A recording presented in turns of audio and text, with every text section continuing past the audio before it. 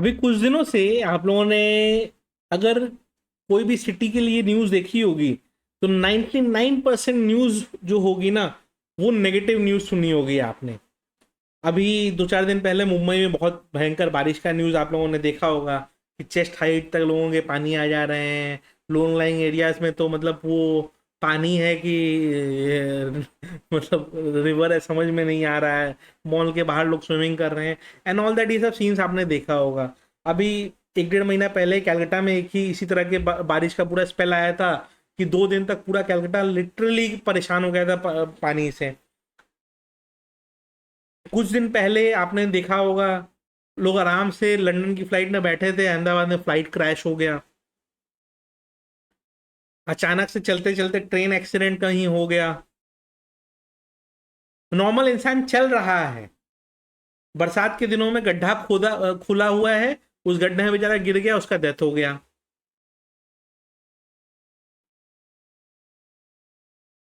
आप आराम से चला रहे हैं अपनी गाड़ी को, साइड से कोई गाड़ी ने धक्का मार दिया या पीछे से कोई गाड़ी ने धक्का मार दिया, एक्सीडेंट हो गया। मतलब लाइफ इतना अनप्रिडिक्टेबल हो चुका है ना कि कोई इसका हिसाब है नहीं।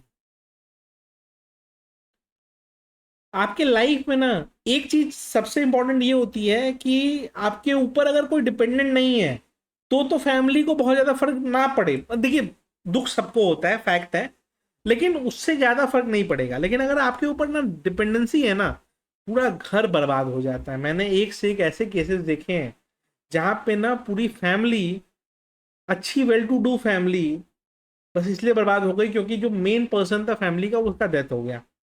अब ये भी कह सकते हैं कि सर तो क्या रोड पे निकलना छोड़ दें, बाहर निकलना छोड़ दें एंड ऑल दैट, पॉसिबल नहीं है।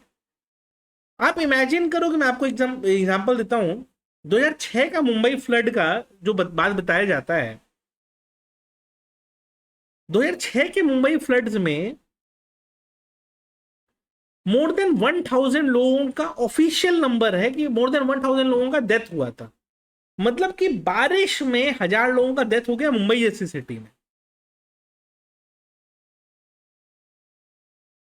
इमेजिन कर सकते हो आप। मैं 2016 में मुंबई में था एक ऐसा दिन पे जिस दिन भयंकर बारिश हुआ था, और मुझे आज भी याद है कि मेरे ऑफिस के कोई कलीग्स घर नहीं जा पाए थे। कुछ हम लोग के मतलब पीजी में आ गए, गेस्ट हाउस में आ गए, मतलब ताकि चलो एडजस्ट हो जाए, आज का रात कैसे भी निकल जाए। और मैं रहता था अंधेरी महाकाली की एपिसोड में, जो एक थोड़ा हाइट पे बसा हुआ है। बट वो रास्ते में भी ऊपर जाने के समय ना लग रहा था कि सामने से नदी बह के आ रही है। मतलब पाँव ऐसे ऐसे सोच सोच के रखना पड़ रहा था, इतना तेज आ रहा था। लोग कहते हैं लाइफ एंड डेथ एक्सपीरियंस। अभी मैं दिल्ली जा रहा था, समझ जून की बात है, इन्वेस्ट आईक्यू समिट में प्लेन ऐसे लैंड कर रहा है। अच्छा, जस्ट ये हुआ है आफ्टर द अहमदाबाद इंसिडेंट, ध्यान रखिए ये चीज को। प्लेन ऐसे लैंड कर रहा है, लैंड करते करते करते करते समहाउ उसको कुछ रेंज नहीं मिला है, वो पूरा टच डाउन होके एक एक चक्का उसका टच डाउन हो गया था, सेकंड चक्का अभी टच डाउन नहीं हुआ है, वापस उड़ गया। लिटरली जितने पैसेंजर्स थे ना फ्लाइट में, सबका ना दिल कांप गया था। मतलब मैं तो खुद डर गया था कि ये क्या हो गया। बट पायलट अच्छा था, ऊपर उड़ाया उसने, फिर दिल्ली का पूरा चक्कर लगाया, नोएडा वोएडा के पास से घुमा के वापस से लाके नीचे उतार दिया। तो हम तो बच गए। बट ये सब जब हो रहा है, ये सब जब न्यूज आप देख रहे हैं, मतलब मैंने अपने 2 लाइफ के ऐसे एक्सपीरियंस आपको बताए जो मैंने खुद देखे हैं कि उस दिन क्या हुआ किसी को सर्टेन नहीं है। 2016 मुंबई वाला बारिश का मैंने बताया, जब मतलब लिटरली मैं जो लोग मुंबई से फेमिलियर हो जानते होंगे कि महाकाली केव्स रोड ऐसे चढ़ता है, मतलब वो ऑलमोस्ट स्लांट या माउंटेन ही लगता है वो। तो और उधर से पानी पूरा बह बह के आ रहा है, आप ऐसे ऊपर जा रहे हो, उधर से पानी लग रहा है कि कभी भी पानी आपको बहा के लेके चला जाए। और ये फ्लाइट वाला तो मैंने जस्ट बताया ही। मतलब ये सब जब होता है ना तो डर ये लगता है, पता है क्या, ये डर नहीं लगता कि चलो ठीक है क्या हो जाएगा, एक ही दिन में कष्ट खत्म हो जाएंगे। लेकिन ये डर लगता है ना कि अपने नहीं रहे तो उसके बाद फैमिली का क्या होगा। मेन डर ये लगता है। और जिस तरह का सिचुएशन अभी बन गया है ना, तो आज के डेट में दुनिया में कोई किसी का सगा तो है नहीं। अब जब कोई किसी का सगा नहीं है ना, तो एक ही चीज है जो आप अपने फैमिली को दे सकते हो जिससे आपकी फैमिली थोड़ा सा स्ट्रांग फील करे, वो है पैसे। तो मैं इसीलिए हमेशा कहता हूँ बहुत अच्छी सेविंग्स रखो, और जो सेविंग्स रहे, इन्वेस्टमेंट्स रहे, डिपॉजिट्स रहे, वो अपनी फैमिली को बता के रखो कि हाँ मेरा यहाँ पे ये डिपॉजिट है, यहाँ पे ये सेविंग है, यहाँ पे ये ऐसा है। ये बताना जरूरी है आपके लिए। नहीं बता के रखोगे, जरूरत होगा उनको मिलेगा नहीं वो पैसा। वो सोचते रह जाएंगे कि इसने पूरा जीवन कमा के किया क्या, लेकिन फिर आपको पता चलेगा कि हाँ इसने किया क्या। क्योंकि पैसा आप दे के रखोगे, सेविंग्स वगैरह अपना पूरा डिटेल बता के रखोगे, तो उससे क्या होगा कि कभी कुछ हुआ तो फिर क्या है, आप दूसरे को, अपनी फैमिली मेंबर्स को दूसरे पर डिपेंडेंट नहीं छोड़ोगे। आपके पास जो जो भी थोड़ा बहुत है उस पर डिपेंडेंसी आप छोड़ सकते हो। अब अगर आप बहुत अच्छा सेविंग्स कर लेते हो तो बहुत अच्छी बात है, करके ही रखना चाहिए। बट अगर आप नहीं कर पाते हो ना, तो मैं एक चीज सजेस्ट करूंगा कि एक टर्म इंश्योरेंस आपको जरूर लेके रखना चाहिए। क्यों लेके रखना चाहिए टर्म इंश्योरेंस? मैं सिंपल सा आपको रीजन बताता हूँ। बहुत कम कॉस्ट में आपको एक बड़ा लाइफ कवर मिल जाता है। ठीक है, अगर मतलब आपका सब कुछ सही है, ठीक है, तो आपको ना 600-700 रुपए में भी 2-2 करोड़ तक की पॉलिसीज मिल जाती है। 600-700 रुपए महीने की बात बता रहा हूँ, तो मिल जाते हैं पॉलिसीज। पॉइंट ये नहीं है, पॉइंट ये है कि ये जो पॉलिसीज की हम बात कर रहे हैं, ठीक है, इनमें इतना क्यों पॉपुलर ये नहीं हो पा रहे हैं? मतलब टर्म इंश्योरेंस तो अच्छी चीज है, सबको पता है, फिर भी ये पॉपुलर क्यों नहीं हो पा रहे हैं, स्पेशली इंडिया में? इसका सबसे बड़ा ड्रॉबैक ये है कि इसमें ना प्रीमियम्स पूरे लॉस हो जाते हैं आप। यानी कि जो आपने प्रीमियम पे किया ना, उसका कुछ वापस नहीं मिलता। तो इंडिया में क्या माइंडसेट क्या है कि फालतू का पैसा क्यों? ठीक है, तो अभी ना मैं रिसर्च कर रहा था थोड़ा सा, तो पॉलिसी बाजार में कुछ ऐसे पॉलिसीज मिले हैं जहां पे ना आपको 100% प्रीमियम रिफंड मिल जाता है। जीएसटी एक्सक्लूड कर देंगे क्योंकि गवर्नमेंट टैक्सेस तो गवर्नमेंट को चले जाते हैं, उसको एक्सक्लूड करके प्रीमियम आपको वापस मिल जाता है। इसमें क्या होता है कि जैसे आपका कवरेज तो चल रहा है, ठीक है, उसके बाद क्या होता है कि जैसे ही आपको लगा कि हाँ अब आपको जरूरत नहीं है, मान लो आप 60 साल के हो गए, अब आपको लगता है यार क्या ही है अभी, मतलब मेरे को क्या, किसके लिए करना है या किसके लिए इंश्योरेंस छोड़ना है, तो चलो मैं अपना इंश्योरेंस आप पे करना बंद करता हूँ और मैं अपना पैसा वापस ले लेता हूँ। तो आप ले पाओगे पैसा वापस। ठीक है, तो ये आपको एक एडवांटेज मिलता है इसमें।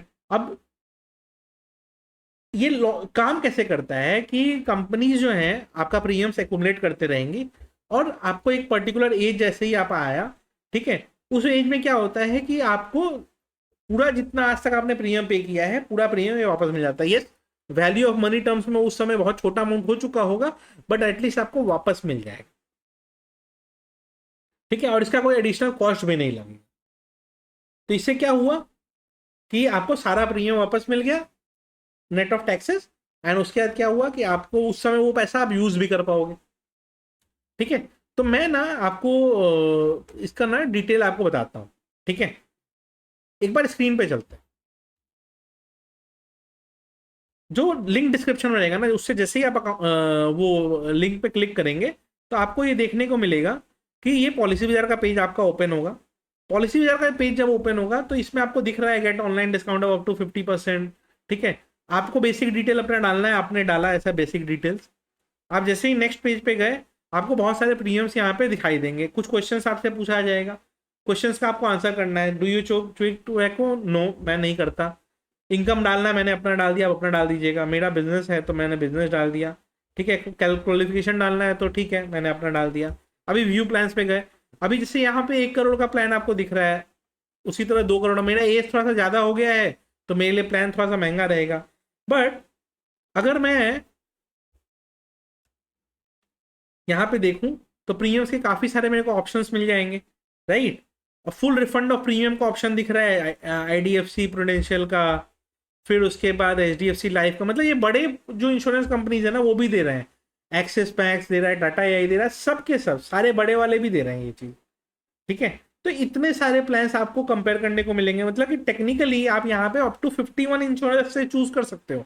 और 2 करोड़ के प्लान ऑलमोस्ट 600-700 रुपये पर मंथ से स्टार्ट हो जाते हैं। और 20-20 करोड़ तक के प्लान भी लोग ले सकते हैं। ऑनलाइन डिस्काउंट अप टू 15% मिल जाता है। एडिशनल बेनिफिट ये है कि 24/7 क्लेम असिस्टेंस आपको मिल जाता है। ठीक है, तो वहां पे एक बेनिफिट ये आपको हो गया। और इसमें क्या है ना कि क्रिटिकल इलनेस का आप राइडर्स भी ऐड कर सकते हो, यानी कि अगर आप चाहो तो इसमें राइडर्स ऐड करने का आपको ऑप्शन मिल रहा है। ठीक है, तो बहुत सारे राइडर्स होते हैं जिससे आपको बेनिफिट मिल सकता है, आप राइडर्स भी ऐड कर सकते हो। और क्या है ना कि जैसे ही थोड़ा सा एडिशनल एक्सीडेंटल डेथ कवर का आपने कर लिया, इस सबसे क्या होता है, थोड़ा एडिशनल इनकम आपके फैमिली को मिल जाता है। प्लस क्या है कि अगर आप ओल्ड टैक्स रिजीम में हो तो इसमें टैक्स बेनिफिट भी आप ले सकते हो। तो काफ़ी सारे इसमें आपको बेनिफिट्स मिलेंगे। प्लस देखिए फ्री एड ऑन्स भी कुछ कुछ हैं, फिर कुछ कुछ आपके पेड एड ऑन्स भी है, तो मतलब बहुत सारा प्रीमियम्स आपको मिल जा रहा है। और मैं अभी जैसे मेरे एज पे ये 2,000 मंथली दिखा रहा है, किसी का एज कम होगा तो वो और कम दिखाएगा। और जितना अर्ली एज में आप लेते हो उसका उसका मैक्सिमम बेनिफिट इसमें मिलेगा आपको। ठीक है, तो काफ़ी कुछ रहेगा बेनिफिट इसका। मैं एक चीज़ सजेस्ट करूंगा कि अगर आपने बहुत ज़्यादा सेविंग्स नहीं करके रखी है लाइफ में, तो एटलीस्ट एक टर्म इंश्योरेंस लेके रख लो। सो दैट क्या हो कि कभी कुछ अनफॉर्चुनेट इंसिडेंट हो तो आपके फैमिली में लोगों को पैसे का ना सोचना पड़े। ठीक है, और प्लस आपने जितना साल तक का प्रीमियम लिया है, अगर आपको रिफंड वाला ऑप्शन चूज करना है तो आप चाहो तो रिफंड भी चूज कर लेना। ठीक है, तो उससे क्या होगा कि ठीक है आपने 60 के एज तक जी लिए, बच्चे सेटल हो गए, उसके बाद आपने बोला चलो बंद करो, हो गया बच्चे सेटल हो गए, अपने को मत जीना नहीं है, अपने ये पैसा वापस लेते हैं, एंजॉय करते हैं लाइफ को। तो वो भी आप कर सकते हो, वो आपके ऊपर है। तो इस तरीके से आप चाहो तो ये कर सकते हो।